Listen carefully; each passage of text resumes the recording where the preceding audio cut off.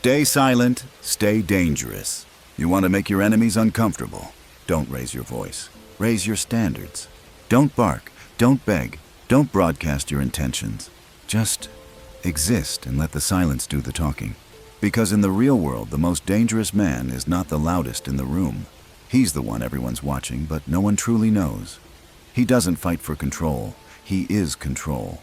Not because he forces it, but because he never surrendered it to begin with. Imagine a poker table. The amateur fidgets, talks too much, laughs too loud. His face is an open book. Every hand he draws leaks the truth. He wants to win so badly he bleeds it into every gesture. And that's why he loses. Then there's the professional. Still, silent, blank as stone. You can't tell if he's holding garbage or gold. And that's what makes your stomach twist. The not knowing. In life, be that man. The one whose silence isn't emptiness, it's precision. It's the quiet edge that cuts deeper than any threat.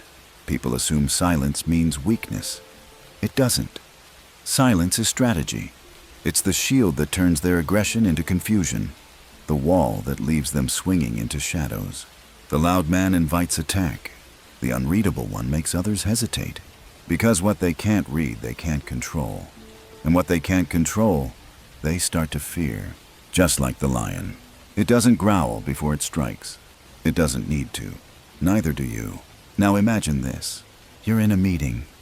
Someone calls you out loud enough for the room to freeze. An insult, sharp and public.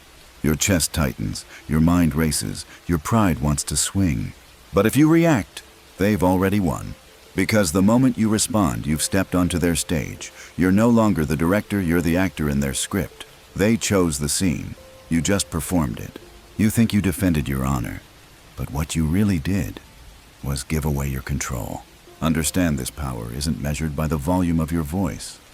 It's measured by your ability to stay unmoved. True strength is restraint. It's when you feel the fire rise and still choose stillness. Let them throw their stones. Let them provoke. You don't flinch.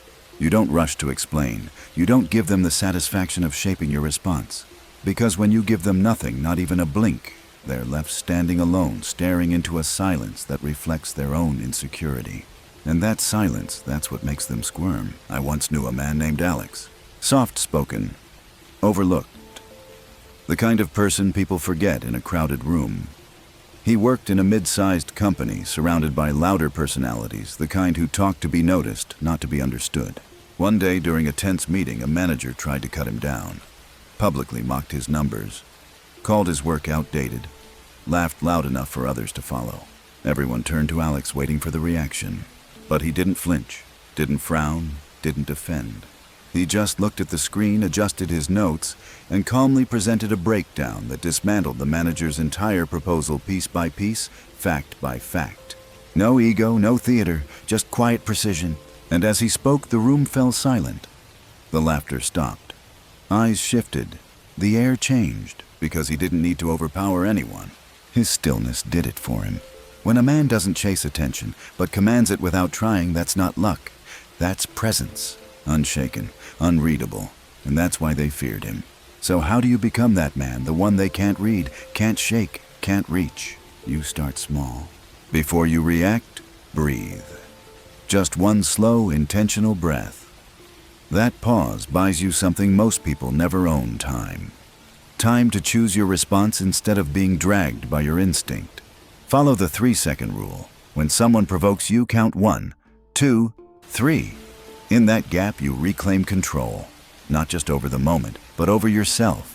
Stop narrating your life. Don't explain your plans. Don't share your fears. Don't hand people the blueprint to your mind. The less they know, the less they can twist. And when you speak, speak like it matters. Every word should be measured. No noise, no filler, not a flood, a strike. Hold eye contact just long enough to be felt. Then break it first. Not because you're yielding, but because you're above needing to dominate. And most importantly, let them underestimate you. Let them think you're soft, distracted, unsure. Smile. Because while they guess you're already gone, building quietly, watching carefully, and preparing a move, they'll never see coming. So how do you become that man? The one they can't read, can't shake, can't reach. You start small. Before you react, breathe. Just one slow, intentional breath.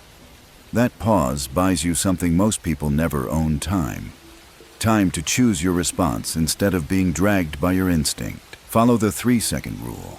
When someone provokes you, count 1, 2, 3. In that gap, you reclaim control. Not just over the moment, but over yourself. Stop narrating your life. Don't explain your plans. Don't share your fears. Don't hand people the blueprint to your mind. The less they know, the less they can twist. And when you speak, speak like it matters. Every word should be measured. No noise, no filler, not a flood of strike. Hold eye contact just long enough to be felt. Then break it first. Not because you're yielding, but because you're above needing to dominate. And most importantly, let them underestimate you. Let them think you're soft, distracted, unsure. Smile. Because while they guess you're already gone, building quietly, watching carefully, and preparing a move, they'll never see coming. You can't destroy what you can't define. You can't manipulate what stays just out of reach. And you can't fight what refuses to step into your arena. That's why discretion isn't weakness. It's protection. It's control. In a world built on exposure where everyone is broadcasting their thoughts, their wounds, their next 10 moves, the one who stays quiet becomes a mystery. And mystery breeds fear. Stillness, real stillness, has weight. Not because it demands attention, but because it makes others confront their own noise. People who rely on chaos, on gossip, on provocation are unsettled by those who don't bite. When you don't flinch, don't defend, don't join the performance, you force them to see themselves without a script. That's power. There's a type of confidence that doesn't ask to be seen. It just is. Silent, grounded, self-contained. Step into that and you don't have to raise your voice. You don't have to prove a thing. Your calm becomes their mirror, and what they see in that reflection, they will either fear or never forgive. But they won't forget you. I knew a man named Caleb. He wasn't loud. He wasn't flashy. He didn't interrupt, overshare, or chase approval. But when he walked into a room, the energy changed. Not because he demanded it, but because his silence carried weight. People asked him questions, trying to pull something personal, looking for an emotional handle. But Caleb always answered with just enough, never more. A smile, a small deflection, a redirect. Some called him arrogant. Others said he was hard to read, but no one ever called him weak. And when chaos came, when projects collapsed, when rumors spread, when blame flew like knives, Caleb didn't break. Because no one had the map. No one knew his triggers, his secrets, his soft spots. He didn't hand them the weapons, so they couldn't use them. That's the quiet strength of discretion. You don't need to hide, but you do need to protect. You don't need to isolate, but you must preserve your inner world like a fortress. Because once they know what moves you, they know how to move you. And that's not power, that's permission. So keep something for yourself. Let them wonder, let them guess, and let your silence be the boundary they never cross. The truth is, people aren't afraid of what they understand. They're afraid of what they can't predict. That's why unpredictability is power. It doesn't mean being chaotic. It means being unreadable, moving without announcement, acting without explanation, holding back just enough to make the room lean in. When they don't know what you'll say next, or if you'll say anything at all, they watch you closer. They weigh every gesture. They hesitate. And that hesitation is control. You don't need to be theatrical. You don't need to intimidate. Just be deliberate. Be slow. Be surgical. Because when you're consistent in your silence, when you don't narrate your goals, don't defend your boundaries, don't overexpose your process, you remove the levers they need to manipulate you. Let them assume. Let them be wrong. Let them talk. While they chase applause, you build in quiet. While they explain themselves, you sharpen your focus. Because the man who keeps something to himself, not out of fear, but out of discipline, becomes more than respected. He becomes untouchable. And when the moment comes, when your actions finally rise from the silence, no one sees it coming. Because they were too busy watching the noise. That's the hidden advantage of moving in silence. By the time they realize your intent, the result is already in motion. The outcome is already shaping their reality. While they were distracted by the loudest voice in the room, you became the force changing the room itself. It's not magic, it's discipline. It's what happens when you trade performance for precision. When you stop needing to be seen and start focusing on becoming undeniable. You don't argue for respect. You earn it in absence. in the space where everyone expected you to speak, and you didn't. That silence becomes heavier than words ever could be. And the result? They start watching their tone around you. They second-guess their assumptions. They talk about you not because you spoke, but because you didn't. They'll wonder what you're building, what you're planning, what you'll do next. And the best part, you won't need to tell them. You'll already be doing it. There's a shift that happens when your silence becomes a pattern. People don't just respect you, they adjust to you. They lower their voices around you. They watch their words. They rehearse their sentences before speaking in your presence, not because you intimidate, but because you command without trying. And that's the essence of real influence. It doesn't demand attention. It doesn't beg for space. It creates gravity. The kind of gravity that pulls the room into focus without ever raising its voice. You become the anchor in a world of drift. And here's what's quietly dangerous about that: people start to rely on your stillness. They start to lean on it even as they resist it. Because in the chaos of ego, your calm becomes the one unshakable thing they can't manipulate. And whether they admit it or not, they fear that. Not because you're cruel, not because you're threatening, but because you remind them of what they gave up: clarity, composure, inner control. You don't need to dominate to lead. You simply become the one they can't ignore. Not because you speak the most, but because when you do speak, it matters. Not every insult is meant to hurt you. Some are meant to locate you. They're not attacks, they're sonar, a way to find your weak spots, a way to see what moves you. Because the insult itself isn't always personal. It's strategic. A test, a question disguised as a jab. Do you care what they said? Will you defend yourself? Will you explain? Because if you do, they found something vulnerable, something real, something they can use. You see, most people don't throw insults hoping to win. They throw them hoping to provoke. Because the real game isn't truth, it's control. The moment your piece shifts even for a second, they know they've touched something. And they'll keep pressing. Not because they're strong, but because you gave them a button. That's why restraint is so rare and so powerful. Not because it's easy, but because it's untouchable. When you don't respond, don't explain, don't even blink, it sends a message louder than any comeback could. You don't move me. And nothing breaks a manipulator faster than realizing they have no handle on you. I once knew a woman named Clara. She worked in an office where politics whispered louder than policies, where status was built not on merit, but on manipulation. There was another woman there, loud, clever, insecure, who made it her mission to provoke Clara. Backhanded compliments, sarcastic jabs in meetings, a constant drizzle of passive aggression. But Clara never bit. She didn't snap back. She didn't complain. She didn't even adjust her tone. She just kept doing the work, calmly, completely. The louder her rival became, the quieter Clara stood. At first, people laughed along. They thought Clara's silence meant weakness. But over time, they started noticing the difference. One was chasing attention. The other was producing results. And when the games got old, when the gossip lost its shine, it was Clara who stood respected, unshaken, untouched.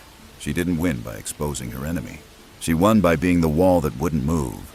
Because when someone keeps throwing punches and you never flinch, eventually they look foolish just swinging at air. That's not avoidance, that's strategy. And in a world trained to react, non-reaction becomes dominance.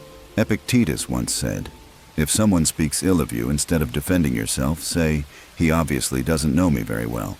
That wasn't sarcasm. It was sovereignty. Because when you don't rush to explain yourself, when you allow misunderstanding to pass like a breeze through trees, you prove something most people never touch: inner freedom. The person who needs to clarify, justify, prove their worth at every turn is still chained to the opinions of others. But the one who can nod not out of surrender but out of wisdom holds the real advantage. Clara didn't fight for her name. She simply carried it well enough that others saw the truth for themselves. Her silence was not silence. It was dignity. It said, I know who I am. I know what I bring, and I don't need your recognition to continue. And that, more than any defense, shook her opponent. Because in the game of control, the one who refuses to play rewrites the rules. Let fools reveal themselves. Let drama fall flat. Let every insult echo in the emptiness your stillness creates. You don't need to answer what never deserved your voice. Let your silence say it for you. That's the power of being unreadable. When they can't place you, they can't play you. And when they don't know what drives you, they don't know what could stop you. If you want to build that kind of presence, start here. Stop narrating your life. Stop announcing your goals. Stop giving people the script to your soul. Let them guess. Let them wonder. Let them assume and be wrong. Because the man who keeps something to himself isn't hiding. He's preserving. Preserving his momentum, his clarity, his edge.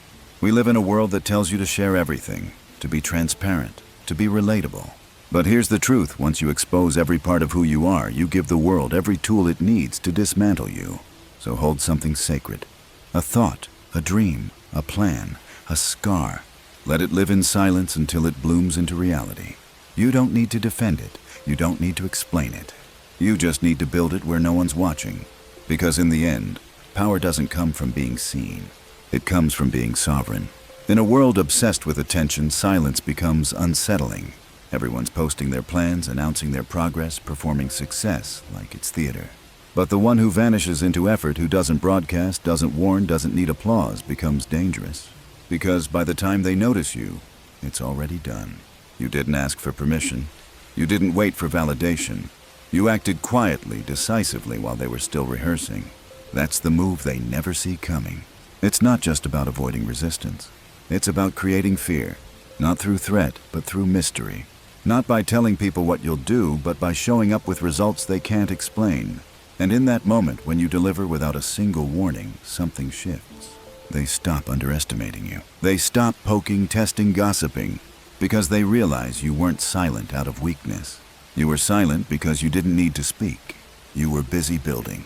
And now your results have walked into the room before you ever had to.